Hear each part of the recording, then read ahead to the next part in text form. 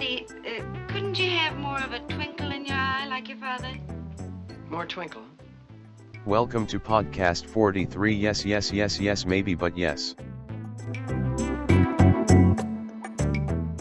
Hello, hello. Welcome back to another episode of podcast 43. You're joined today with Chris. Fulton. And Cody. Cody's here. Yeah, so fellas, what are we talking about today? I'll let Cody actually do this one because he's the one that inspired us. This is an interesting time for the podcast where we're kind of moving away from our past formula and looking to kind of uncover and study some of the underseen and, well, perhaps forgotten films of yesteryear, specifically in Hollywood. And we couldn't think of anything more interesting to talk about than the Andy Hardy film series from the 1930s, 40s, and 50s, starring the late, the great Mickey Rooney. So we're going to be talking about the entire series this season. It's going to be pretty interesting. We're going to have a lot to talk about, and we have a lot of movies to cover. My God, so much content. This is like unreal. This is like approaching. I think there might be more movies in the Andy Hardy cinematic universe than in the DC superhero universe. Like, I think it is one of the most fully established and just frankly long franchises in film history. There are more Andy Hardy movies than Friday the 13th movies. There are 16 to be exact. And I guess, funny enough, the first film, which, started it all, which is, the first focus of this episode, we'll be talking about the first three films in this series today. The pre Andy Hardy as a main character. Those are the films that we're kind of looking at today. This is before Andy Hardy really took off. 1937's A Family Affair, directed by George B. Seitz, who directed 13 out of the 16 of these Andy Hardy films. This is quite the odd one out. I mean, after having seen three of these films, wouldn't you guys agree that it's kind of a strange one in comparison to the other Andy Hardy films, with at least the casting and the characters, especially? Absolutely. Like, this is not the type of movie that, if you said this launched one of the most successful film franchises in the history of cinema, I would be like, what the hell? This launches it with this character? I mean, I do think it's a pretty interesting little movie, but it doesn't feel especially amazing. It doesn't feel like anything that you wouldn't find in any of these other little MGM. I mean, Boys Town is kind of the same thing. It's like, I don't know. I don't know what really spoke about this particular film to the audiences, but for whatever reason, it did. And it is completely different than the other two films we're going to be talking about today, which are You're Only Young Once and Judge Hardy's Children. So A Family Affair, I do think, is definitely the more interesting of the three because it is just so different from the other two. So I guess we should probably start this episode with establishing who the main characters of the Hardy family are and like what are the important aspects of their characters. So, like, just to begin with, like, it is kind of your traditional like 40s and 50s like nuclear family. But what I do like about the first one is it is, and just to build the broader like family dynamics.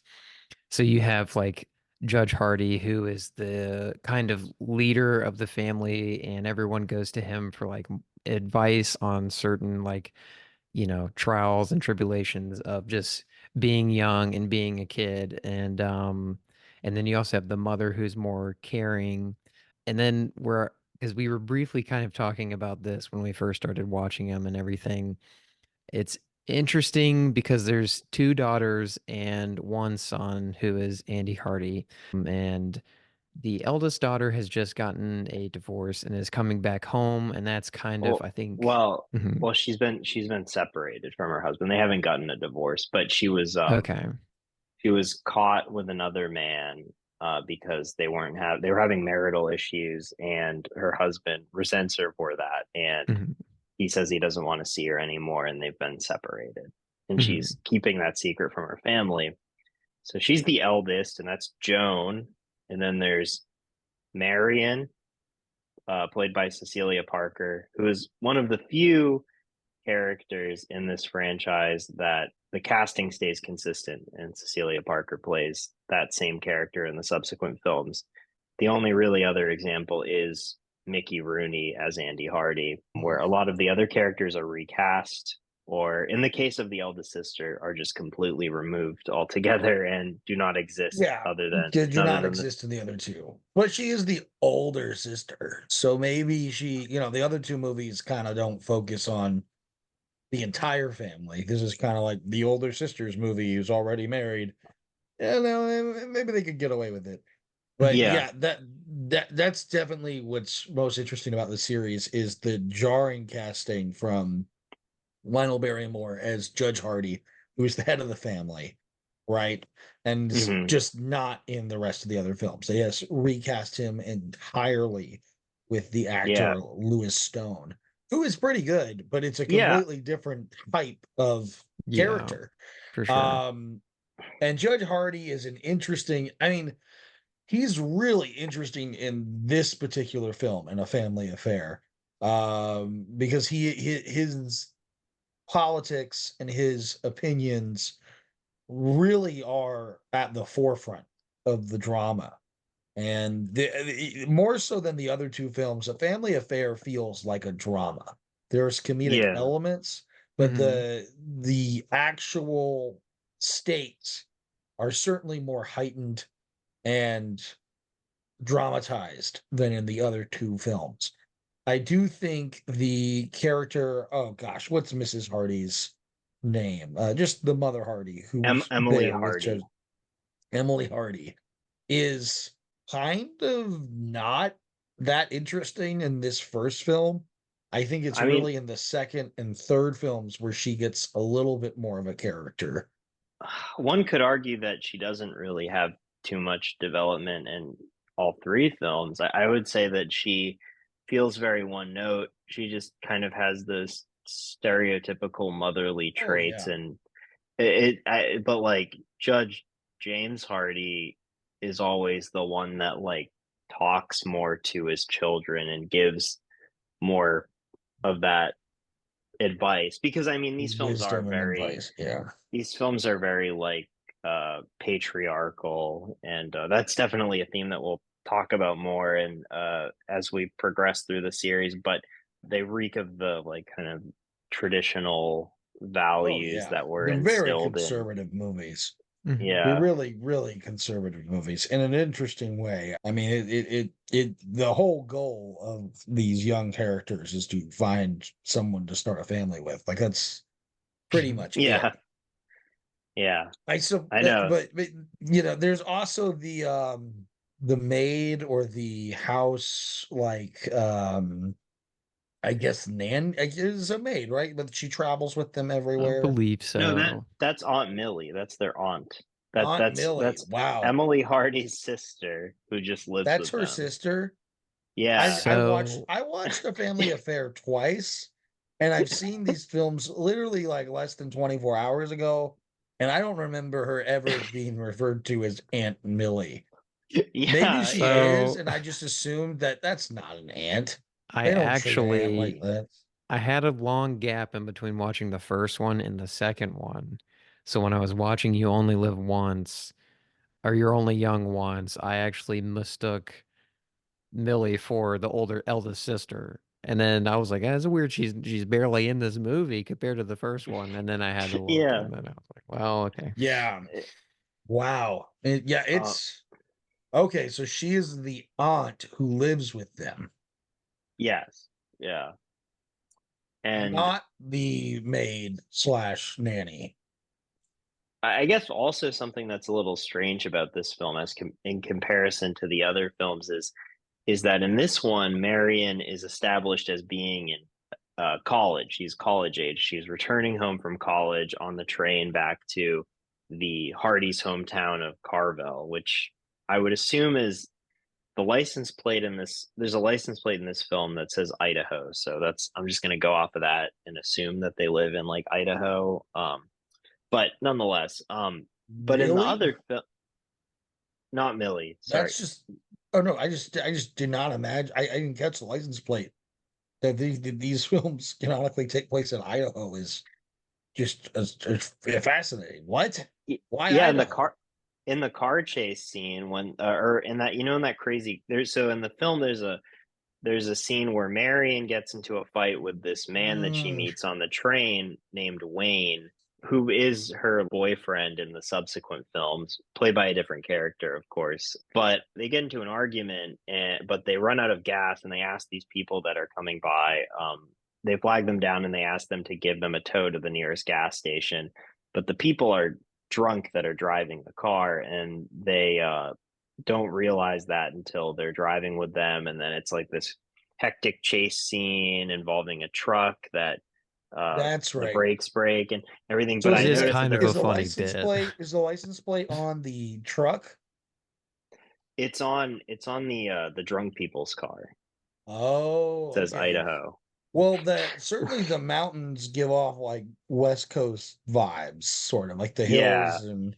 But I mean, yeah. I guess if we count Idaho as West, I mean it's Midwest. It's an interesting state. That's Yeah, all I'm gonna I've say. never seen a movie set in Idaho, I don't I think. don't know if I mean, yeah, that's fascinating. That scene is nuts when that does happen. None It's like a Fast and Furious movie or something. Nonetheless, Marion is college age in these films, but I feel like she's much younger in the subsequent films that we Oh watched. yeah. In Hmm. Your Only Young Once in Judge Hardy's Children, I think the implication is that she's still high school age, or like, maybe like 18 or something, because it would be a bit strange if she was still living with her parents and college age still. Like if she's returning home from college, then her college is far away. I don't know. It's just bizarre. I know that like It doesn't really make sense. I'm Yeah, not supposed to put too much thought into it because these are like studio films that were made on like an assembly line, but like this it's is just yeah, yeah. it's so weird to me because the movies do connect to each other. They do reference things that have happened in previous movies. The It's aqueduct. I was yeah, about to say. it's not like like the Torchy Blane movies that Warner Brothers were putting out, or even like Dirty Harry or something, where it's like these are just you're just following these people on a different story, like it's like the same character, new Mhm. story, doesn't really refer to the past. These are constantly referring to the past, other characters return. By the time you get to the third movie, we kind of get a formula going, Mhm. but Yeah. that formula is not really there in the first movie. And the Well, first movie, I mean, it's there, but yeah. it's not like it is in the second and the third movie. I Yeah, think no, yeah. it feels completely different, and the judge takes such center stage in that first film. Yeah, Mm. it's interesting though. I kind of was wondering, like when you guys watch this movie, because I don't know if we've mentioned this yet. These movies made the equivalent of what was it, $1.9 billion in Yeah, today's Yeah, money.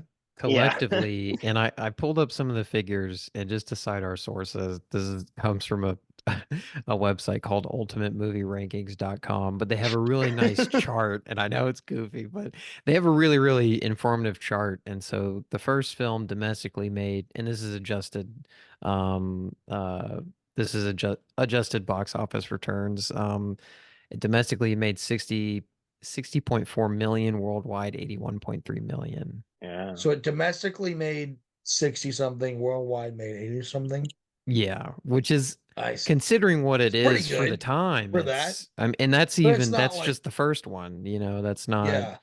they So do that's go how much on. money it made adjusted for inflation, or that it Yeah. just straight up made. Okay, but it's still Adjusted pretty for inflation successful. is what they said. And also to get more confirmation on my Idaho theory, the play that Mhm. Andy Hardy was based on, Skidding from 1928, written by Ariana Roverall, uh, is set in Idaho. So there we go.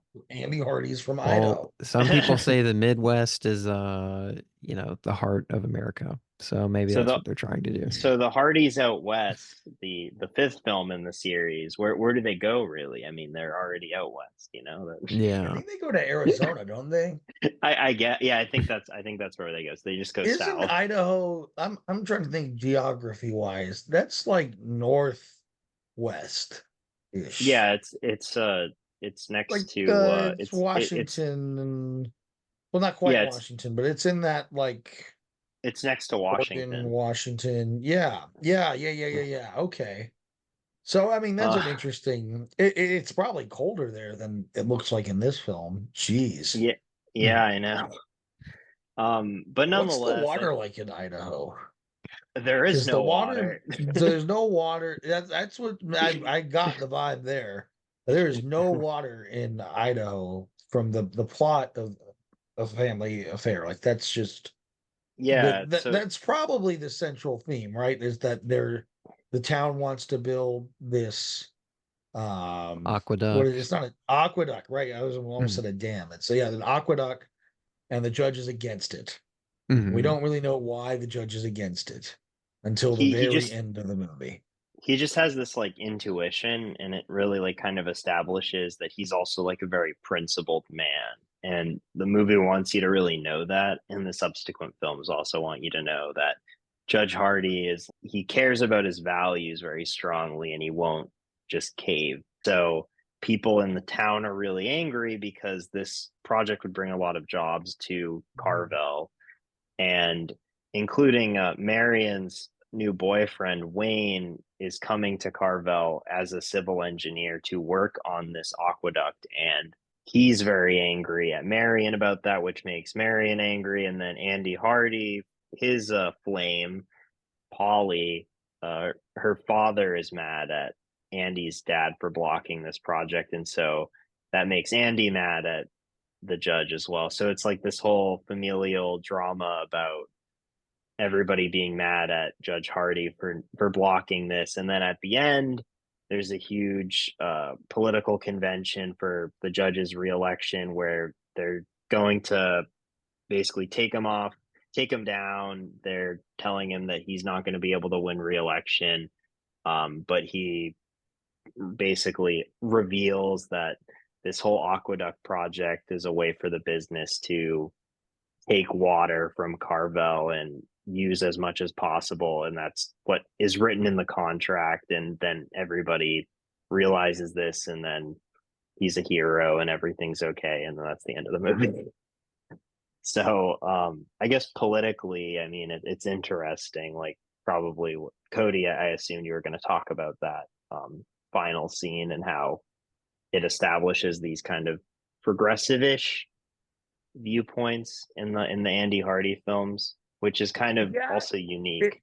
it's just unique because it's not what I went in think. I had always heard these films were very anti FDR and kind of coming from a conservative angle, but this is very against like big business, very pro government regulation, has Yes. literal government interference used in like the correct way to protect the environment. It's like I mean, unapologetically environmentalist. This movie, which is Mhm. pretty interesting. Not what I was expecting. Very welcomed, Yes. Hmm. but Yeah. this sort of idea about the judge being this progressive is diminished by the next couple of films where I don't even know what we're about to talk about the third film in terms of the politics because it goes to places that are just so completely different than the first film that makes for an interesting viewing experience. And I think that there is something here. I mean, we're going to keep on watching these films. We're going to keep on dissecting these films. And I think we're going to find perhaps the most incoherent ideology of any film series in the history of the medium. I mean, I really Yeah. am already just so excited to see what in the hell the judge is going to tell Andy Hardy. Um, one question I've had for you is, having seen the first three films, it's very clear that the series is going. I mean, we call it the Andy Hardy series. It's very clearly going to become his series. It's not really his series yet, but it's about to be. Yeah. It's about to really, they're really going to make him the star. I really think this is one of those times where they made the right decision. I think he's the best character. I think he's funny. I think Mickey Rooney's great in this character. When Oh you're talking about yeah. a family affair, he can hit the comedy like nobody else. He's out acting everybody. Mhm. And my Mhm. God, by the time you get to the second movie, when the whole family takes a vacation to California and each of the children find their summer flings, I mean, you just can't take your eyes off Mickey Rooney. He's really, really, really, really, really, really funny. Oh, Um, there's this great joke that it's a reoccurring joke in You're Only Young Once and Judge Hardy's Children, where he asks his dad, where Andy Hardy asks his dad to borrow money, and he always says, "Can I borrow $5?" And then his dad goes, $5. He's like, dollars. He always corrects him, and there's just like so many of those like great moments where he's like, being a little too colloquial or like saying kind of improper slang, and he's always corrected, but then he just goes back to it, and he's just so good at like just owning the scene. It just Mhm. his physical features in those moments, and it's really something. You can really understand why Mickey Rooney became as big as he did in I the mean, 30s and the God 40s. became the biggest box office draw of the decade. Like, it's insane. And Yeah. I mean, Yeah. it's an interesting performance, and I think it gets better the more he does it. And they've Yeah. started, as the series progresses, they've smartly given him more to do. Mhm. I think his sister is still pretty interesting, but at times I mean, God. Okay, the first movie I think is the best of the three we've seen so far, just because it Hmm. does fit a more traditional narrative. All the ends make kind of sense. It it ends pretty satisfyingly. It makes, it doesn't really reach that far into the realm of like absurdity.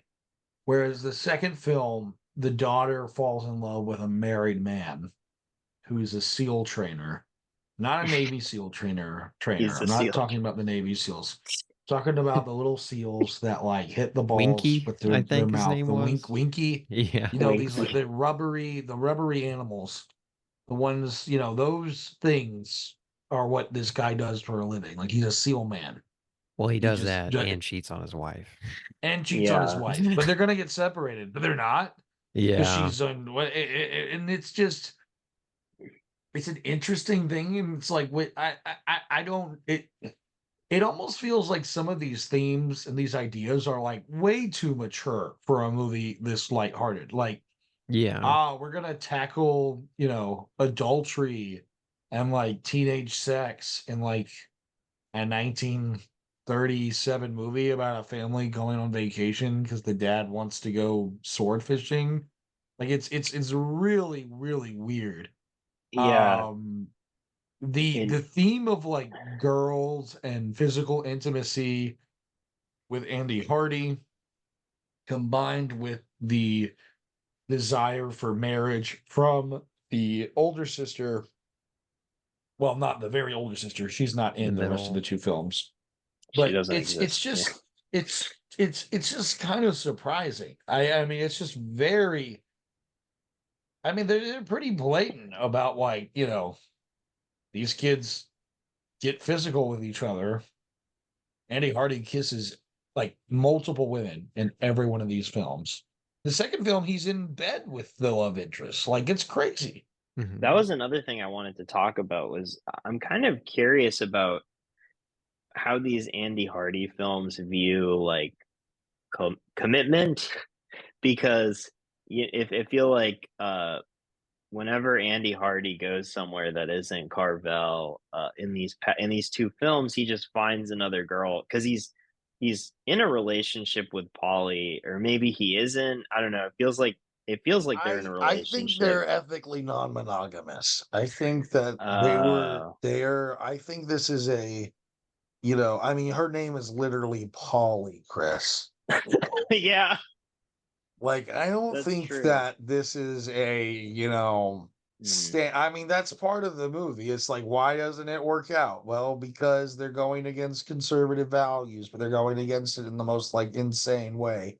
It is weird. The commitment is like, you know, you could be dating somebody, but when you're on vacation, you're single. Like it's just like, you know, monogamy is not really, I mean, unless you're married.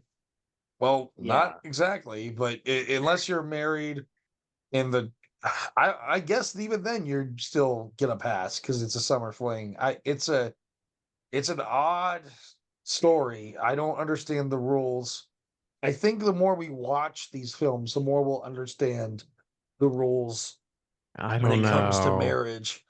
I don't Because know. some of I the feel later like titles seem to suggest that he strays away from being monogamous, like Blonde Trouble and Yeah, there oh He seems Hardly to be yeah. a Meets a lot of Blonde, and films.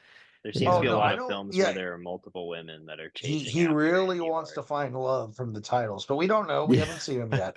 This is Yeah. true. This is true.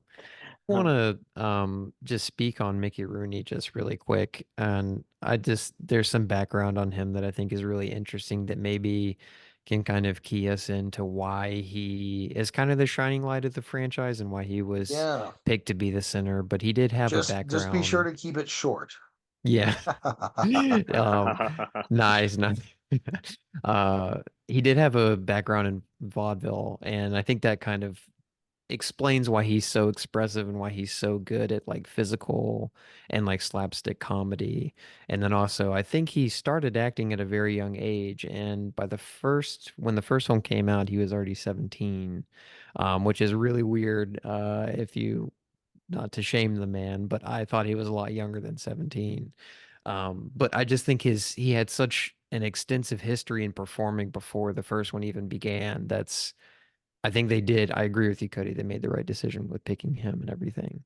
Well, Yeah, he and was he's all. kind of like go for it, Chris. I was just gonna say he's 5'2", and he's Yeah. playing a 14-year-old slash 15-year-old, like Yeah, early yeah, high if school. that even. Yeah. Yeah. Yeah, He's kind of like the Hezbollah of the 30s or the 40s, you yeah, know, the like Hezbollah of the he 30s. is just a little guy who everyone thought was younger, but actually is much older. Yeah. But he's interesting. I think yeah, definitely the vaudeville really pops out here.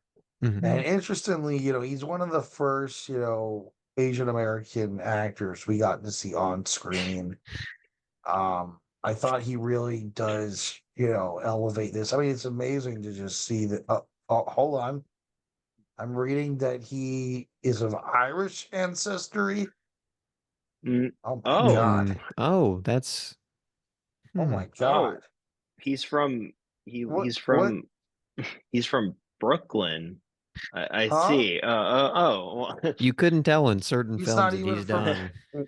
Oh, oh! I just thought he was wearing makeup for the Andy Hardy movies. I didn't realize that he wasn't. Oh, I see. well, I didn't. nonetheless, he could have fooled Shit! us. Damn it!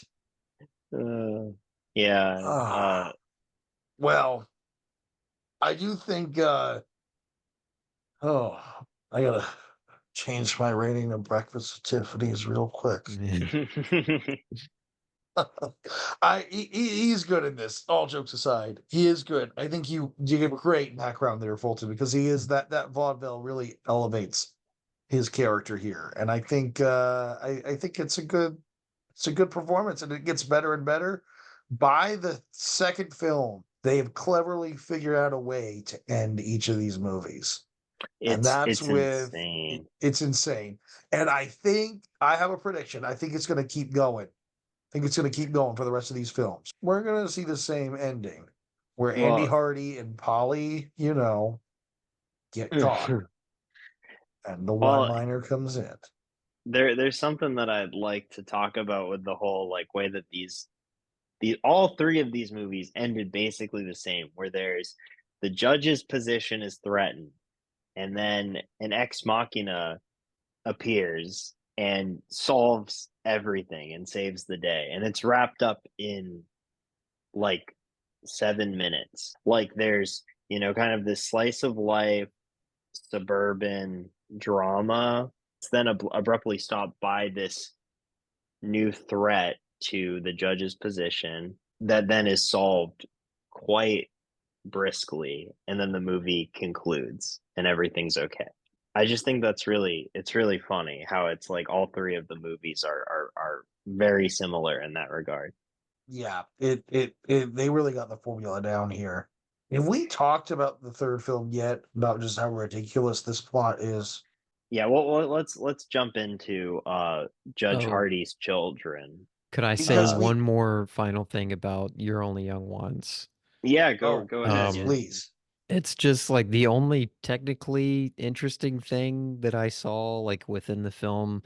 There's a there's a small little shot where I think the mom, you said her name was Emily, so Emily, and then I think the aunt Millie, Hmm. and I think another character are looking over a boat, and they do like a front projection like composite shot where they show the beach in front of them, and they do this really interesting kind of, I guess it would be a like they put it on a dolly and it like moves up over the characters to show what they're looking at. I had just never seen like a front projection operate in such a way to like show what the characters were looking at this point, like in film. I just hadn't seen that yet. I just thought that was really interesting. I was, just wanted to point that out. I mean, similarly, I guess it's something that I hadn't seen before either. So I guess we could say, Andy Hardy was a also a technical brought technical Yeah, it was advancements like with Citizen Kane. Yeah, Yeah. yeah. Well, I do think I like yeah. the interesting thing about this, and we'll dig into it more as we go on, but I think it will be kind of a cool case study to see like the slight changes to like the continuity style and see if there are any different like technical aspects that are being put into like mainstream Hollywood filmmaking during this really strict period from the late 40s or sorry, late 30s and so on and so forth up until like the mid, 50s. But I mean, they have a big break in between those last two, so that's kind of why I was positioning it there too. Yeah, Nice. definitely. I mean, yeah, I mean, do they ever make the transition to color? Is the last film in I color? think the last one is in color. I I could think be Okay. yes. I wrong. think the very last one is. I think you're right. Moving on to 1938's Judge Hardy's Children, which is a terrible title. I don't understand why it's not just called, The Hardys Go to Washington or something. Yeah. But yeah, nonetheless, the Hardys go to Washington. And we have that Uh, post-credit scene that says there will be more of Andy Hardy, or sorry, Judge Yes, there Hardy's is, children. I and forgot to in mention. this, yes, it is literally post credit scene before post credit scenes. Like Mhm. this is truly, this might be cinema's first true movie franchise. Like it really predicts everything that's going on right now. the Mhm. Hardys will Um, return. Yeah. yeah, And don't worry, absolutely. But you'll see God, more stories. the Judge Hardy's children, though, the way that the Washington stuff fits in is absolutely insane. It's absolutely insane. You just remembered, y'all, though. We the way the second film, You're Only Young Once ends is the device to get them to somehow not lose their home, which is barely explained how they're about to lose I their was so home, confused. is oh my god, it is there is a law about a Civil War script, as if there's been a civil war in Idaho. Like what battle fought in Idaho now? Like this is so insane that if And the fit you write a Civil War script, you can acquire land to be a freaking like you can just own government land if you wrote a script about the Civil War, and And this the is like, fisherman tells him this. The guy that is yes, the fishing. fisherman figures it out, and it's so That's in a different, strange. the fisherman in a different state. Well, Yeah, it's in it's almost California. avant-garde. It's like what's happening here? Like, And it's how did this also not happen? explained how that land is dependent on his home, on the family home. I didn't understand the I connection think there it's like different land, is it? I don't under. It's so because they confusing. have to drive to the plot of land that's for sale, and Yeah, then they land the plane. this one really makes no sense. I like the film, and the ending is so confusing and convoluted. Like, it's almost unreal. Whereas the next film does kind of wrap things up a little tighter. Granted, it's still sort of a blackmail situation that we had in the first film. Hmm. But the can anyone explain to me, like, so he gets paid to be on a government commission? Yes, he gets paid to be on a government commission to overlook the like this utilities bill that's being passed about electric utilities. Because of Um, how well he handled the yeah, aqueduct, because he you was know. the thing that the constant aqueduct project in Carvel that we're Yeah, reminded keeps. of.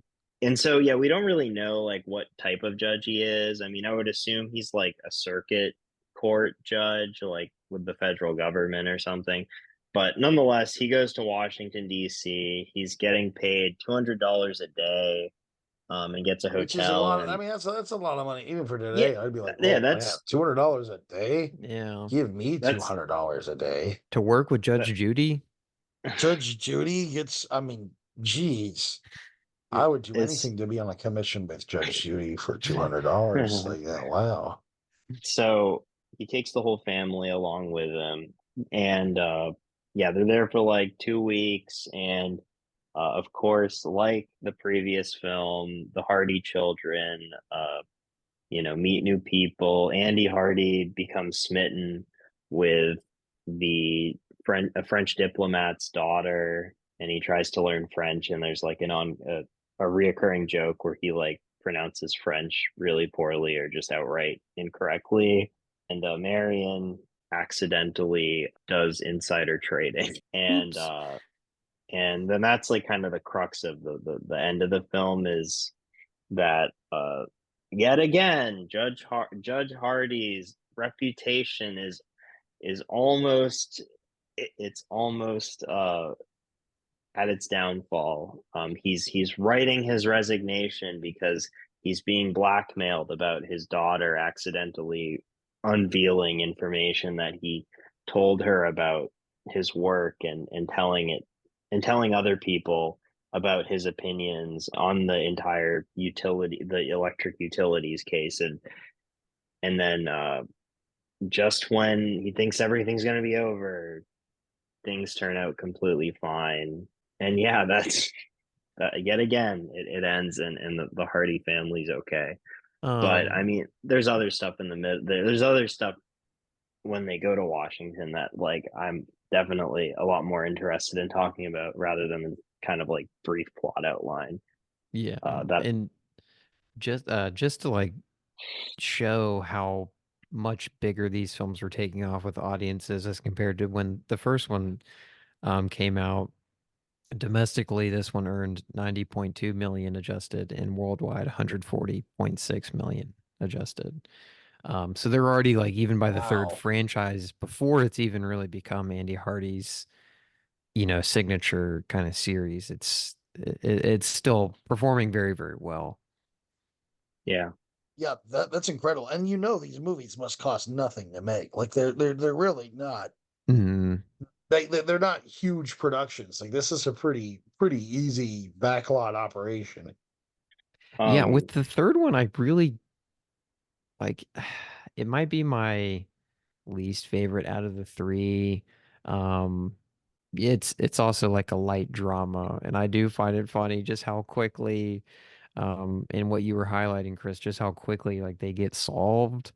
But I was trying to think about it because he solves it by saying that he purposely gave his daughter false information, and that was to catch them. Was that the idea behind that twist at the end? I think the point is like, yeah, well, he's supposed to just, yeah, always be a step ahead of what they're accusing him of, so then they can't accuse him of anything. I think Which that was the implication. I don't know if that I think so too. works, but for movie magic, I'll accept it. You know. And then there's this It, whole thing about like Andy Hardy like doing like a protest at his school regarding a football player's grades, and like, does anybody know like what that was about? I mean, it's yeah, quickly so dropped. it's kind of like with both films, with all the films, they open with Judge Hardy doing some sort of like little local case. In the second film, he says, I, sentenced you to go to bed at 6 p.m. This film opens with some boys who have united a protest of people and printed out flyers in protest of their school suspending or benching their best football player because his grades are not good enough. They say your grades are bad, not good enough. Now, we don't know that Andy Hardy is behind this until about maybe halfway, maybe a little over halfway into the movie. And the judge has already sentenced the other boys to write 20,000 words about the importance of public school and like why the government is good. And it breaks the judge's heart that his son is willing or wanting to start protesting against the government.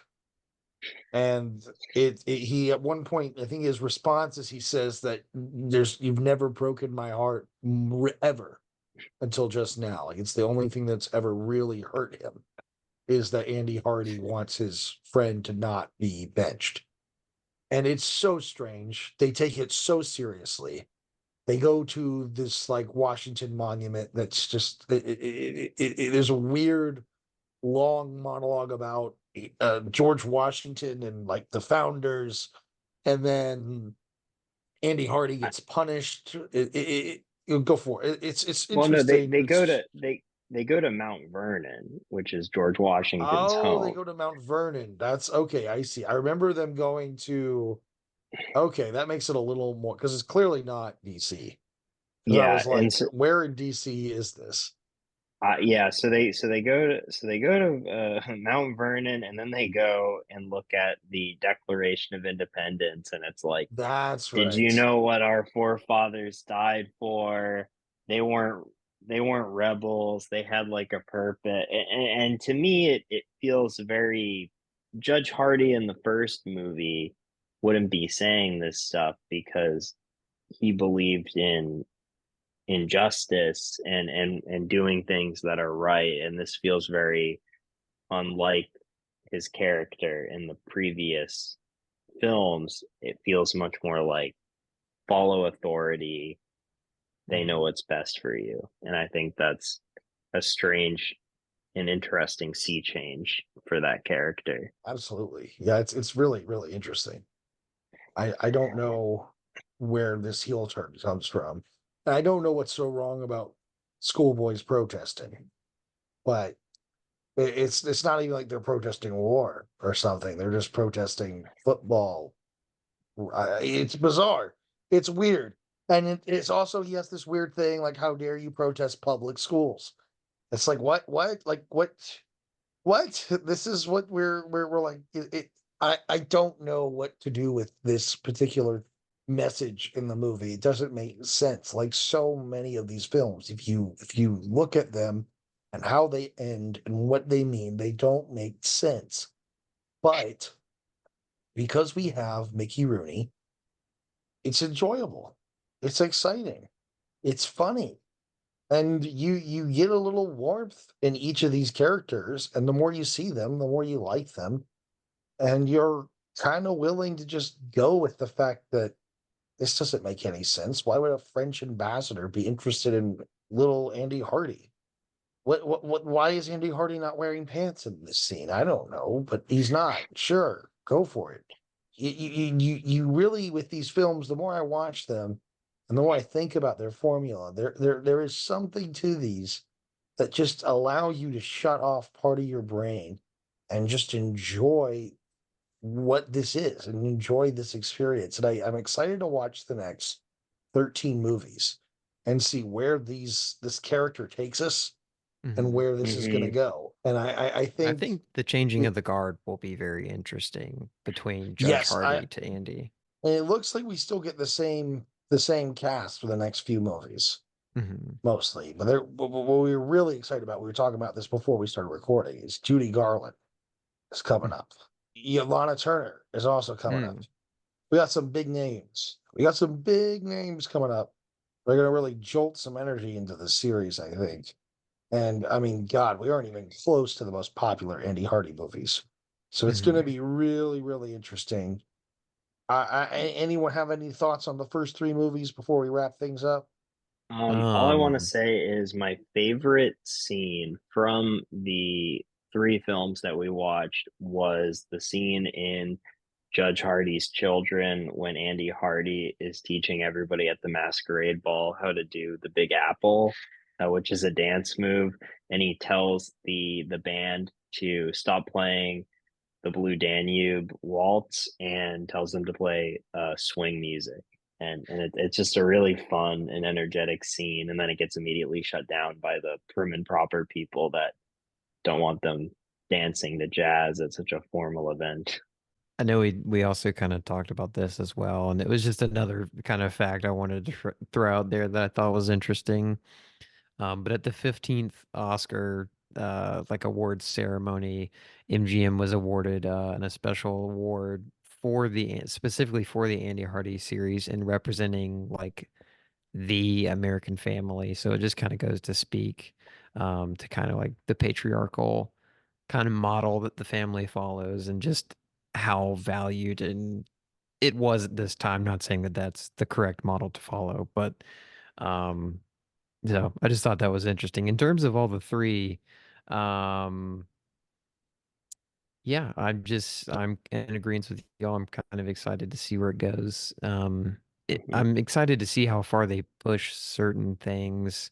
Um, like how loyal will Andy Hardy be to his subsequent not followers, His followers. partners. I hope he is, more secure in his relationships in the future, but we'll see. It feels very like proto Archie with like, Betty and Veronica, There's always Yeah. that push and pull, that drama. Will he or won't he? Who will he Mhm. choose? So yeah, I guess that's all I really have to say this time around too. But I think yeah, I really look forward to exploring these movies and next time we're knocking out another three. We'll be doing 1938's Love Finds Andy Hardy, 1938's Out West with the Hardys, and 1939's The Hardys Ride High. So until next time, Stay safe. Keep on keeping on. Mickey Rooney! Hi, Millhouse. The studio sent me to talk to you, being a former child star myself and the #1 box office draw from 1939 through 1940. Wow, spanning 2 decades.